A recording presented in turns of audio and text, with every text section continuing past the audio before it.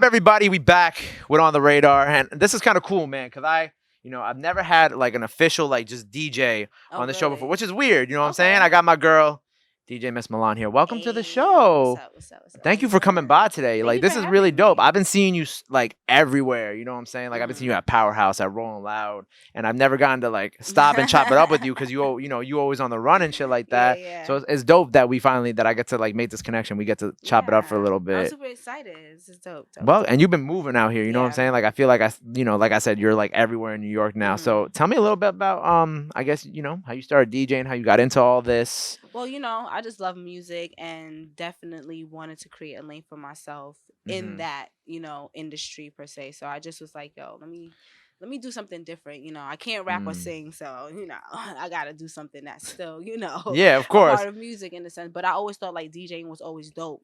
Just seeing like people like Mr. C, and hearing people like legendary DJs like DJ Kid Capri and shit like that. You know what I'm saying? Like just big time DJs that are like moving the crowd and having people turned up, and even to like our DJs of today. You know what I'm saying? It was really interesting to see that, and I just wanted to do something that was on that level, but still in the music and still creative. I could still express myself through it. So I just picked it up. I remember one day I just, was looking for like, somebody to teach me, and I just like put it out on social media. It was like, yo, is there anybody that could teach me how to DJ?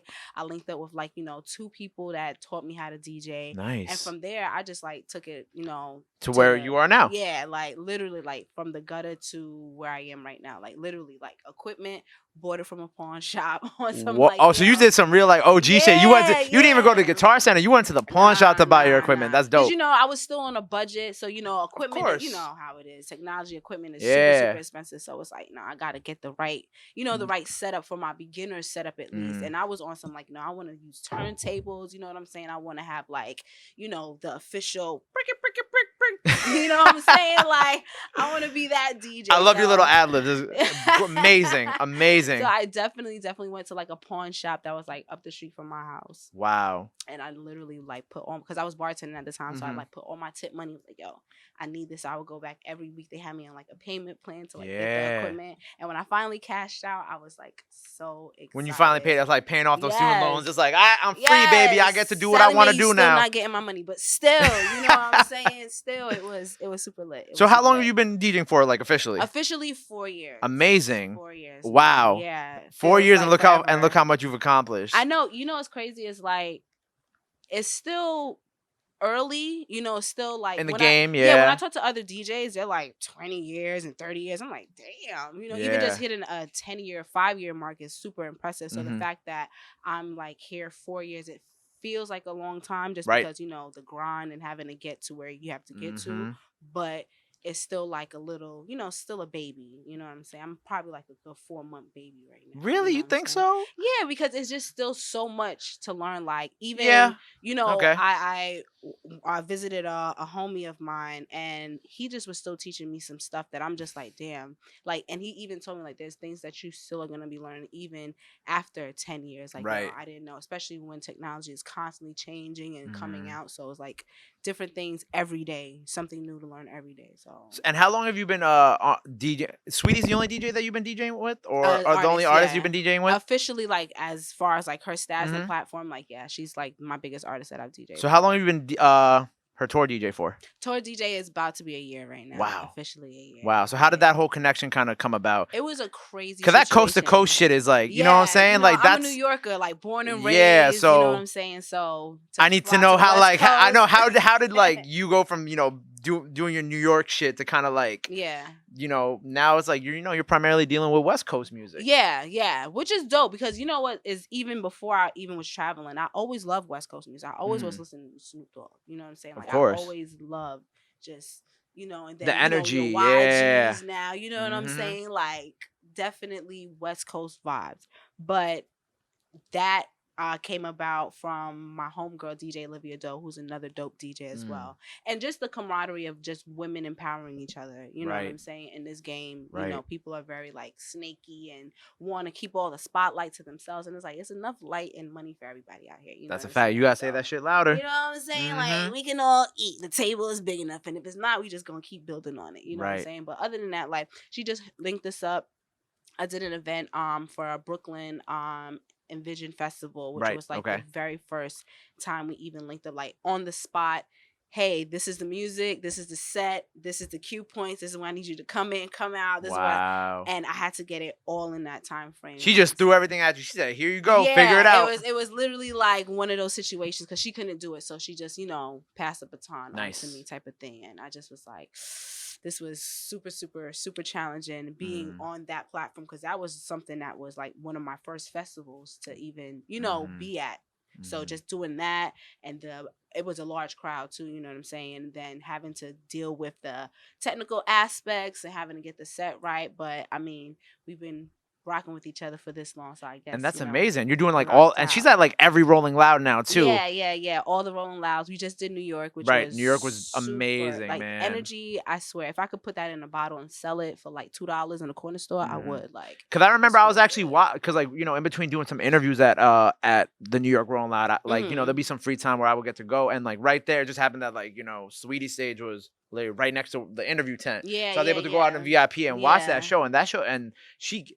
Crazy. The love, crazy. Like the amount of people, I'm not even gonna lie, like New York, I tell people all the time, is the toughest crowd. Like, facts. You come here, you try to perform, you try to show any type of emotion. The wolves and the beasts are in the crowd, like, you know what I'm saying? Especially when you're coming from the other coast. Yeah, you know what I'm saying? So it's hard to even break that much of a New York crowd and that capacity as much as it was. It was super, super crazy. I've never seen that many people at a New York show. And the fact that they came out and they showed her love, you know what I'm saying, was just super, super amazing. And I got to, do my own thing to represent because they, give me a 10-minute set so I could turn up and, for the crowd. Yeah. And it felt so emotional for me because I'm like, yo, this is my hometown. Full circle moment. I literally practice in my room, back and forth, doing and literally visualizing myself being there to actually be there. It was super, super dope, man. And you live in Queens now. I know you're originally from Brooklyn, so that was even even crazier. Born moment. in Brooklyn, raised in Queens. Yeah. Did you get to go home after that and like chill? Yeah. Because MetLife Stadium right there. Oop, going home. You know what I'm saying? Amazing. Like, it was such it was really like dope. Rolling Loud. They just killed it in New York, man. It was so beautiful, and it was cool seeing like the reception for like YG, Saweetie, like all the West Coast art. Like it was love. Like what I'm saying. I always like when they perform in New York. Like you said, it's always like, all right, you have the people in the crowd are like, all right, let's see what go on. Right. I think for y'all, when it came to you guys, like you guys, it was dope. It was dope. You guys killed it. I was like, yes, thank you, hometown. Y'all made me feel welcome. Yeah, and I need you to explain to me this fairy vibe. Vibemother. Yeah, yes. I need you to explain this to me because what my boy Dante put me onto this, and I was like, I need to understand what this whole situation is about. That's my vibes. You know what I'm saying? Fairy Vibemother just embodies just somebody who's about positivity, keeping it real. Because we do go through everyday things. Of course. You know but still keeping the vibes as high, as we can. You know what I'm saying? And just doing what we do, how we do it the best way we know how. That's my slogan. So we just got to keep it going and just have fun, live life. We only here one time. You know what I'm saying? So that being said, we just spreading all positive vibes. And on set, it's the same thing as it is in real life. It's the vibes you're getting. Because you be turning up. Yeah, you know what I'm saying? Whether it's a mosh pit festival stage or, you know what I'm saying, doing like back home events and things like that is all vibes that I give all across the board, all across the world. So I love that. And I got to ask you about Powerhouse too. Yeah. Because like that was, I don't know if that was your first stadium show in New York or Jersey Tri-State, you know what I'm saying? So that was your first stadium show in New York. What was that feeling like?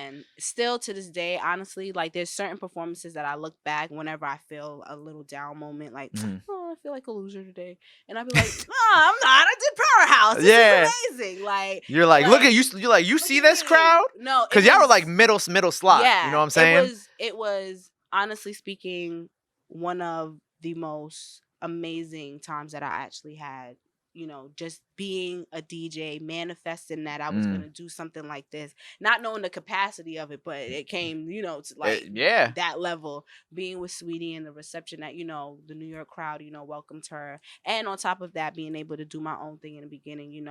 R.I.P. Pop Smoke. I was able to play a Pop Smoke record, and the crowd went crazy, showing love to all the New York artists, Fabio, you know what I'm saying? So definitely doing a New York set and having the crowd turn up and then having her come out and just, it was like one of those performances like, yeah, we here, we ready. And that's crazy because, like, since, you're from Brooklyn, I thought this would be a good topic to talk about, like, up and coming Brooklyn rappers, and who's kind of like on your radar in that kind of sense. I mean, you do have, unfortunately, Pop Smoke is no longer with us, but he definitely was one of the artists that was super promising as a Brooklyn artist. Definitely the leader of a lot of this like new kind of generation of Brooklyn artists. That's Brooklyn coming drill. out. Shout out to 22G's as well.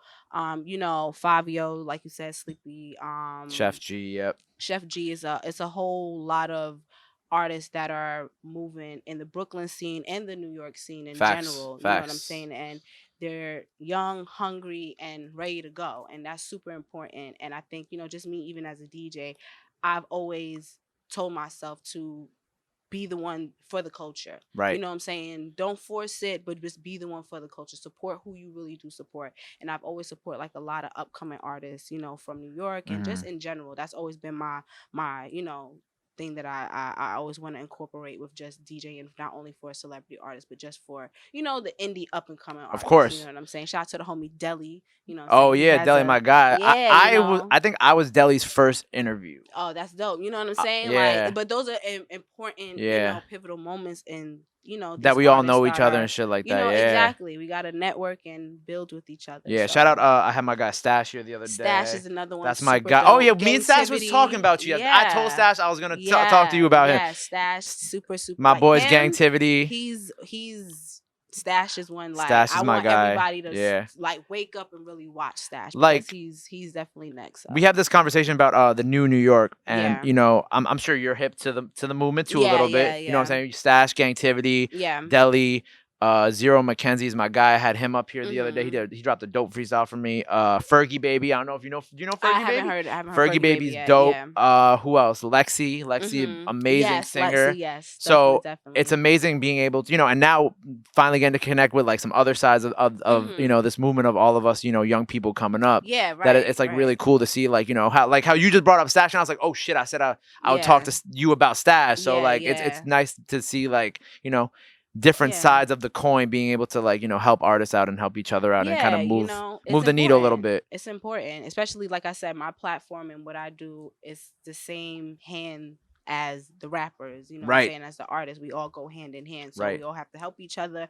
Play your record, you support me, I support you. One hand washes the other, and we all gonna make it. So So what advice do you have for like other up and coming DJs outside of New York, inside of New York, who are trying to make it, whether they be male, female, whatever? Don't chase the clout. I know it looks so beautiful and shiny, in certain lights, but trust me, it's not what you think. We've all seen what happens when you chase the clout a little too much. No, don't chase the clout. I always say that. Don't chase the clout, because when I, started doing this, I did it from the heart. Like, I really love music, all types of music, all types of genres. It's not just, hip hop, rap, R&B. If you want to have a German party, we can have a German party. You know what I'm saying? You be getting some German hip hop? Listen, you got German hip hop? Listen, I need you to put me on. Is universal. There's music everywhere, man. Of course. It's so universal. So that being said, you know what I'm saying? Definitely do it for the love of it.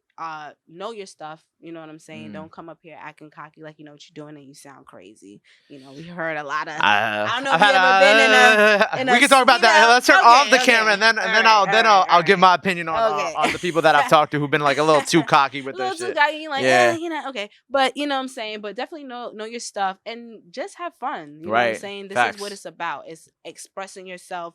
being able to just release whatever is going on. That's what I use it for, as an outlet. So I just have fun with it, do what I gotta do, and let it lead you to where it may lead you. You know, I didn't think DJing in my bedroom and little hole in the wall joints was gonna get me to go international. I've been like in different countries, you know, last year, and going on an international tour this year, and just doing, you know, so many different things. So definitely dope. Amazing, man. Thank you for coming by. Thank you for dropping some knowledge. And you know, we'll be seeing more of you around. Appreciate it. I'm gonna see you at the next rollout in New York. Of course. We're gonna do another interview at that one. We're gonna catch up. We're gonna and do it's all gonna this. be spicy. Oh, and it's gonna be spicy, and we're gonna be who knows where we're gonna be by then. So I can't wait. Right, I'm excited to see where that's gonna happen. Thank you again so much for coming, DJ Miss Milan, Thank on the you radar. so much. I appreciate you.